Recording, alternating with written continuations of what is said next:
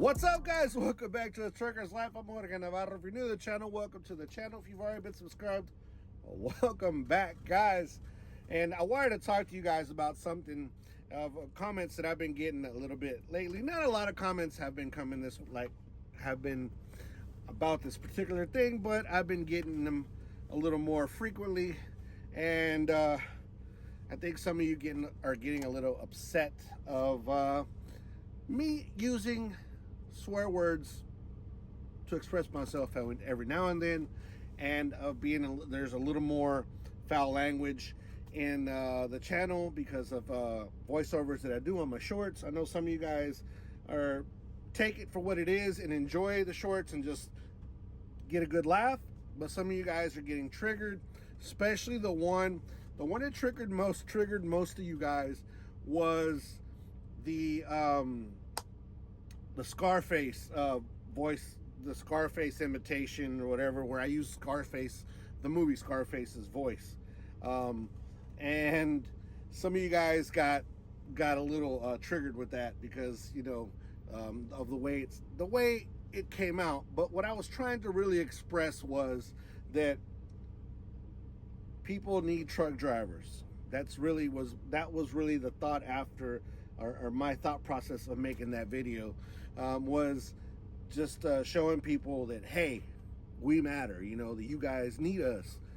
Not just, you know, the public in general need us to be able to deliver all your goods and stuff like that, and quit treating us like if we're outlaws, or treating us bad only because, you know, we look a little different, we dress a little different, and we speak a little different.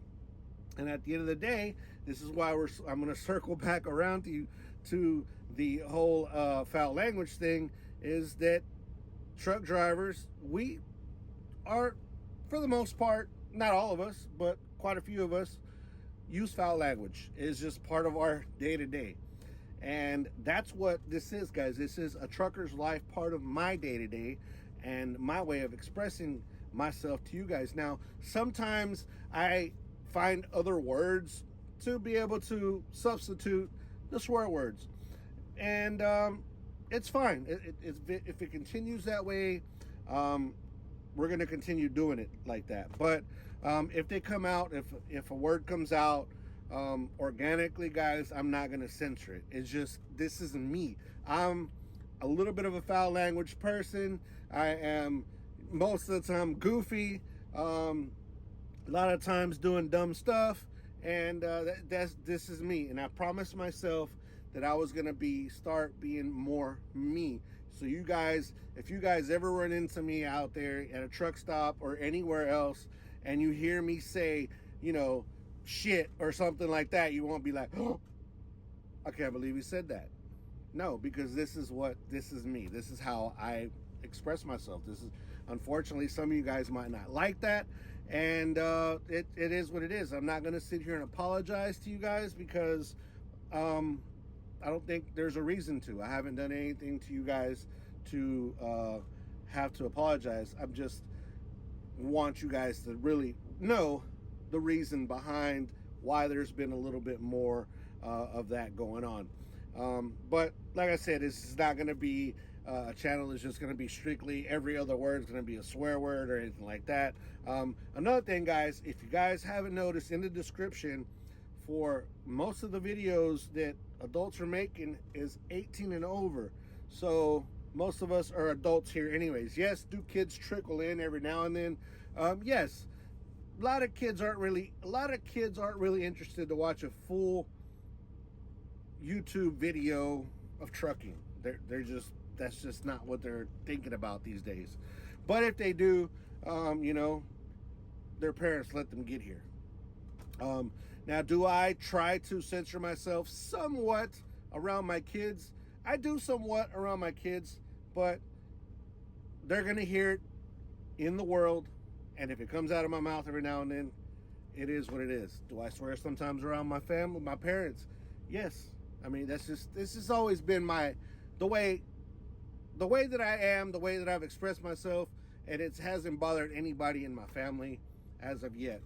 So just wanted to tell you guys that. Now, let's go back real quick. So George, you're not a God-fearing man because you're swearing and this and that. Wrong. I'm still a God-fearing man. I am human. I make mistakes every single day, every second, most of the time. But I'm making mistakes every single day. And I'm not going to sit here and be the perfect person because I am not, by no stretch of the imagination at all. But just wanted to talk to you guys about that a little bit, just so you guys can kind of understand and kind of see the reasoning why this is happening a little more and more. But like I said, guys, this is not gonna be just a slew of swear words, every other word coming out of my mouth or anything like that. No, because that's not me. But as of now, I'm gonna sit here and wait, see how long it takes them to offload. I don't know if I already told you guys, I'm in St. Joseph, Missouri. Pretty decent sized town. I thought it was a small town, but it's actually a pretty decent town. There's a lot of industry here in this area that I'm in. A lot of food supplies. There's a beef packing plant right down the road. There's a few cold storages. There's a few things here in this little area, and there's a railroad track, of course, close by, so a lot of the stuff can get transported. Plus, there's a lot of trucking stuff around here as well. So, there's actually a KW dealership right down the road. Oh yeah, quick update on my truck. They found a two error codes on the DEF system. Now, I had been having DEF systems problems. I don't know if you guys remember, a few videos back I did the knock sensor.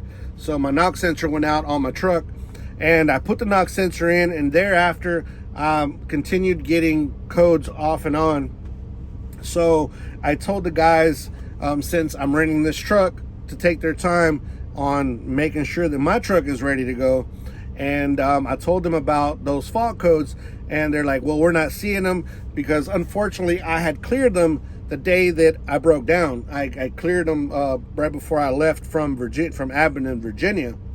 So they weren't in the system, of course, and if it's not in the system, it doesn't exist in the eyes of a mechanic right nowadays. So I told them, I said, okay, they figured out the other problem, they fixed it already. And then I told them, I said, let my truck run, no matter, I mean, it's got plenty of diesel, let it run for at least 10 hours and see if it comes back, because right around the 8th hour of it idling, it would pop up, that light would pop up. And so they did that, and they were able to find, it gave up the fault codes, or fault codes popped up, and they were able to find two codes that popped up, and it was two different components. And one of them being the DEF pump, some type of DEF pump that supposedly it's pretty expensive.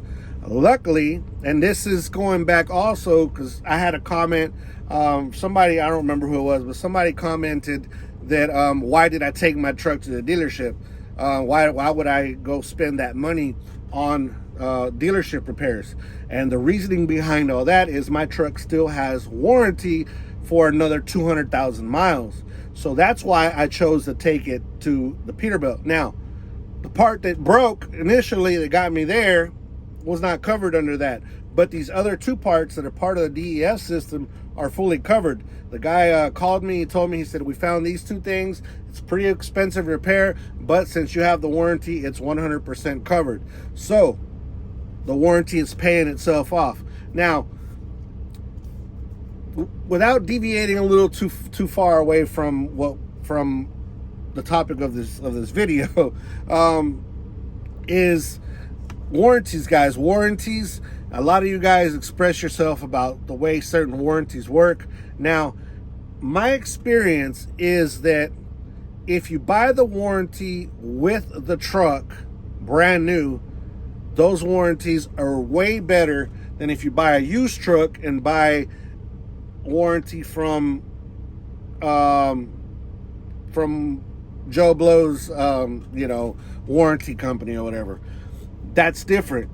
So if you buy it from like the Peterbilt, if you buy it from the Peterbilt dealership, now it is a third party, but it's companies that are more tied in that really are responsible for repairing a lot of the stuff. My friend Kevin, matter of fact, has had quite a few things happen with his truck, and his truck has been 100% covered throughout the before the 500,000 miles on most of the stuff that's gone wrong with his truck. Engine stuff, injectors, fuel pump that went out on it. Excuse me. What else? Some DEF issues that he's had. Just a slew of problems that he's had with his truck has been covered mostly 100%. So some warranties are worth getting. Anyways, back to my issue. So they found those things that were damaged with my truck, and they're going to repair them. So I told him, I said, hey, take your time, do whatever you have to do to fix it. I already rented this truck. I'm going to run this truck 2-3 weeks until I'm ready, caught up with everything, and then I'll go pick up my truck, and we'll continue working that way. So that's what's basically going on with my truck right now. If they find anything else, I'm just going to go ahead and get them to fix it as well, because it needs to be repaired. But I don't think there's anything other than that. Everything else, I mean, I've kept up with this truck, and what's crazy about it, guys, is that I don't idle my truck. I don't idle my truck at all. You guys seen all the dumb inventions, the ghetto APU unit that I came up with, and well, I didn't come up with it. I've seen it on other videos, but the APU unit you guys saw me kind of put together and stuff like that. I do that. I've done these things to not idle, to limit the idling on my truck, and yet the DEF system still had issues, still messed up. So I'm thinking, like, why am I even suffering and not idling my truck, and the stuff still breaks? I don't know. Make it make sense to me. But no, I guess, I mean, it does help the engine and all that stuff not to idle it, and I'll continue not idling it as much, but when I have to, I'm going to. I mean, things are breaking anyway, so you try to prevent it, and it happens. But yeah, guys, I just wanted to talk to you guys about that. This video should have been way shorter. I done made it way longer than what it should have been. I just want you guys to realize what's going on with me, what's going on with Hot Chocolate, my truck, and that's it. Just here waiting. I'm waiting till they get ready to unload me. I've already been here over an hour, and it is what it is. See you guys on the next video. Peace. We're out of here.